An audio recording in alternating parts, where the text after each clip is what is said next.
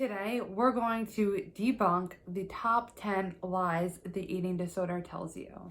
First, welcome to my channel. Welcome back to my channel. My name is Stephanie. I'm Long Island's eating disorder specialist. I post on this channel twice a week, all about eating disorders, body image issues, and general mental health. So if any of that interests you, consider clicking the subscribe button down below. And while you're at it, subscribe to my email list using the link in the description below. At the beginning of each week, I send out a newsletter letting you know what's to come that week, letting you know of any cool announcements. And also for a lot of my videos, I create worksheets to go along with them to help you get the most out of it. So at the beginning of each week, if there's any worksheets for those videos to come, you will get them so that you can use them to get the most out of my content. And make sure that you're following me on my social medias.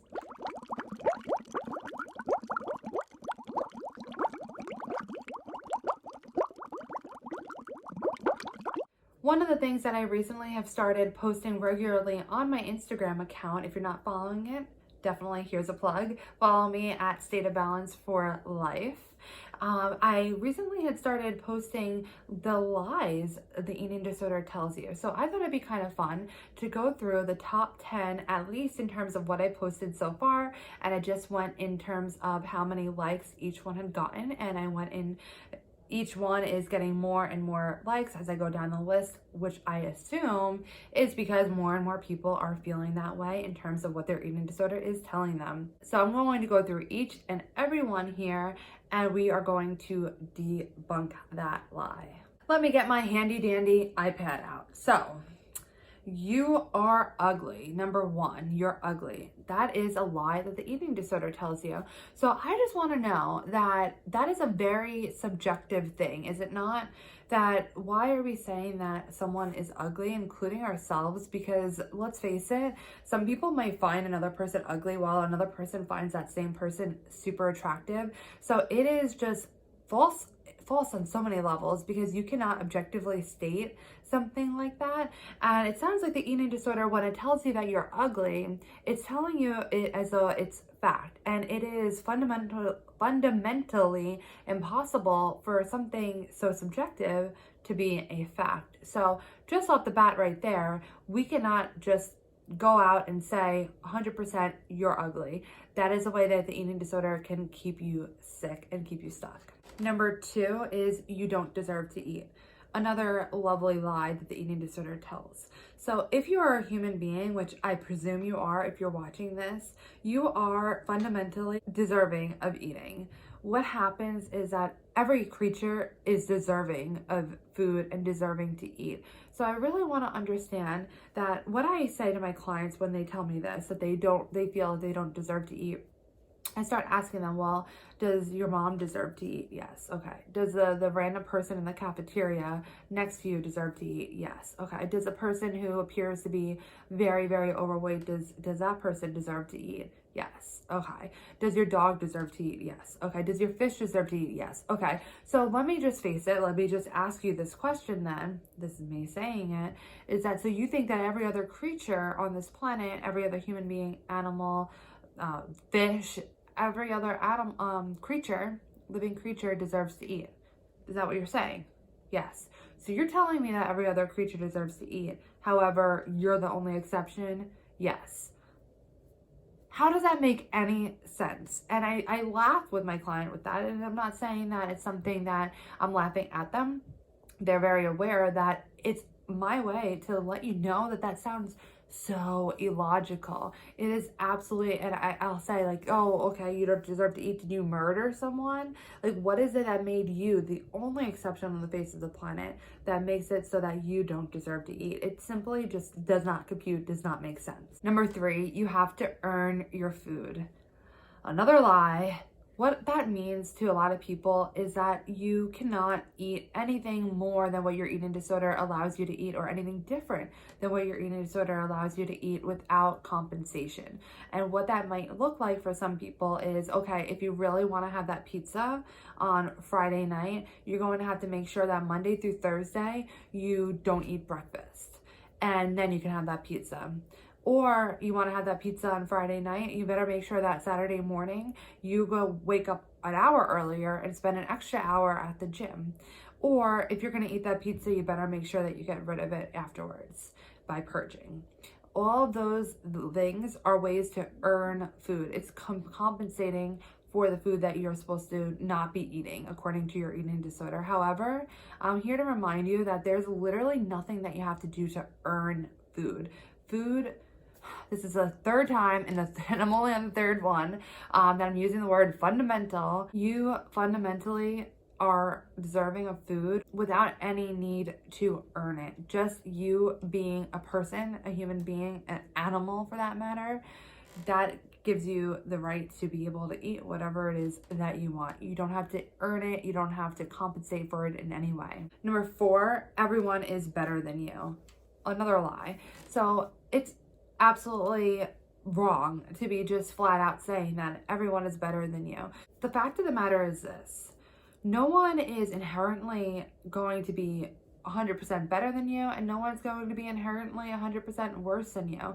We are all creatures that, we're so complex. There's so many things going on with us. So while we could always say that there's always going to be someone who's better, there's always going to be someone who's worse, there's always going to be someone who's thinner, there's always going to be someone that's bigger, there's always going to be someone that's nicer, there's always going to be someone that's meaner. There's always going to be someone richer. There's always going to be someone poorer. That's just the way of the world. And there's going to be people who have talents, amazing talents in some things, while you suck at it. Let's just face it. We all have things that we suck at. And we all have things that we're great at. And we can't just say 100% that someone's just better than us, because that just totally grossly discounts all the different moving pieces and factors. The world is balanced. And while it may seem a little bit imbalanced and unfair that some people have more, realistically, the grass is not greener. Everyone likes to think that the grass is greener on the other side. There might be someone who is really, really poor, but they are the happiest people on earth. And there's just all of that dynamic that goes on. It's really just not something fair that we could just say, you know what, that person is better than me. Everyone is better than me. And that's even more horrible to say, because you can't, it's just not something you can really say without backing that up. And there's no possible way that you can back that up. Number 5, you don't have any friends. All your friends are nice to you because they feel bad for you. That is something that kind of makes me laugh a little bit, and not laughing at a person who believes that, but I know that from my friends, I'm not going to hang out with a person merely because I feel bad for them, because I'll feel bad for myself if I don't even like the person that I'm actually hanging out with. I want to be able to enjoy that time, and that's going to mean that I value the person that I'm hanging out with, I'm spending time with, and I value that person as a friend. And that's something that most people want to pretend that, no, that person's just being nice to me. They don't really like me. They don't really care about me. And that's just not something that I see in friendships. It's a first person who's your friend that's investing time, energy, possibly money in you with regards to like getting you gifts or whatever it might be, their birthday, celebrating, whatever. People are going to be spending time with you and investing their time in you only if they're really your friend and they care about you. And there are always going to be people who are not so nice and don't have the best intentions, and usually, hopefully, that happens more so and ends usually after school. Really, a lot of times you might see more of those types of things happening in school.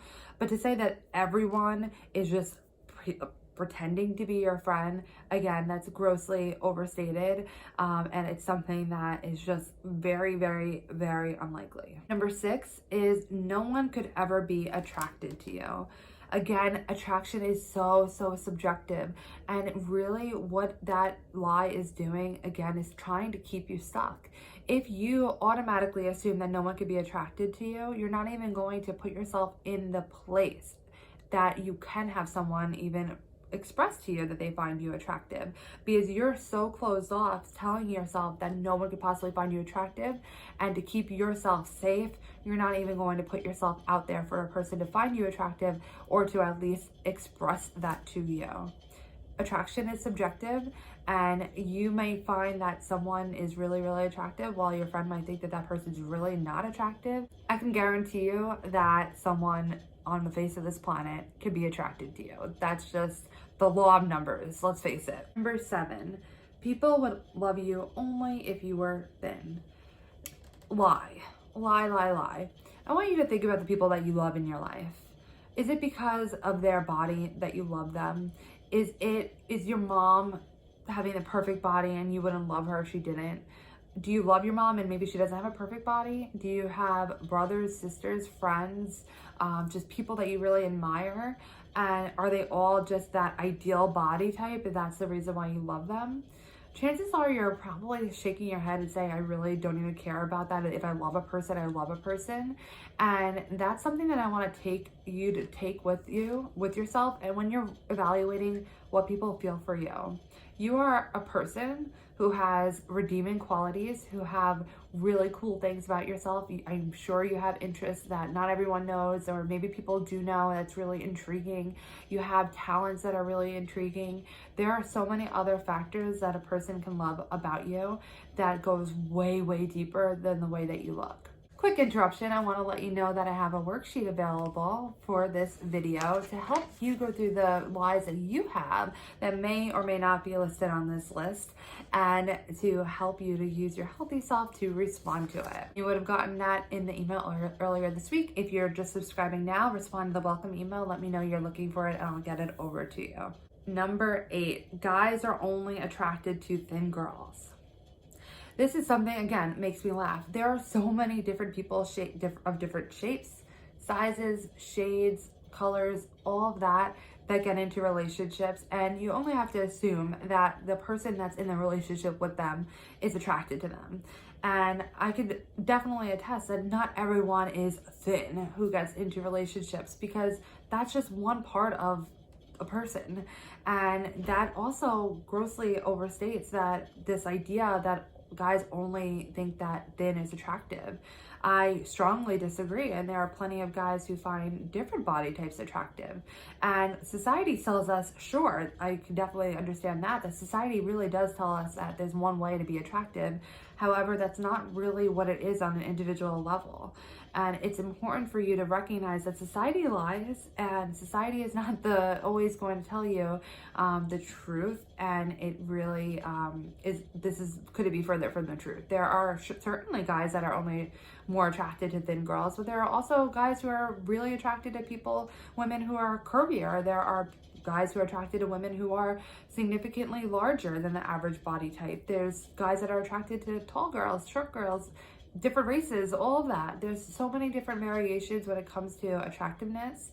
And it's important to recognize that everyone is their own prerogative, whatever it is that they find attractive, but to not just undercut and undermine that everyone has their own individual thought by stating that what society says goes, because society is not the be all and end all.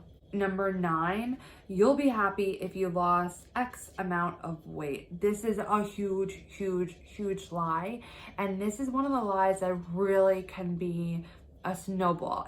What happens is that so many people who start with an eating disorder or are struggling with an eating disorder may feel that, you know what, I'll hit recovery, I'll start working toward recovery and I'll be happy, or whatever it is, if then type of statements. If I get to this weight, I'm not going to use numbers because that could be triggering. If I get to this number, then I'll be happy, and then maybe I'll be ready for recovery, or one or the other, or something totally different. But you may feel, and you probably have had this thought before, that you'll be happy when you hit a certain point. That is a very, very big lie. Every single time that I've heard that and the person has hit that point, they say, you know what, I'll be happy when I lose this much more weight. It will always be a chasing game. You will never ever be at the point that you feel fully happy, because your eating disorder will never allow that to happen. As long as you're with your eating disorder, you will not be happy in the body that you have. You will not be happy in life. And it's important to recognize that that is a lie, a huge lie that the eating disorder tells you, and it will continue to get to a different number, It will continue to morph your perception to believing that there will be a time, and you know that time, when you'll finally be happy in your disorder. Number 10, everyone is disgusted when they look at you. That is, again, very, very disordered. That is a morphed perception. that is very, very unlikely that everyone who looks at you is disgusted by you. Think about it. You're probably not disgusted by the people that you look at. And you may feel that, well, that's because no one is as ugly as I am. That's body dysmorphia. That is something that you have this perception of yourself that's very different than how others perceive you.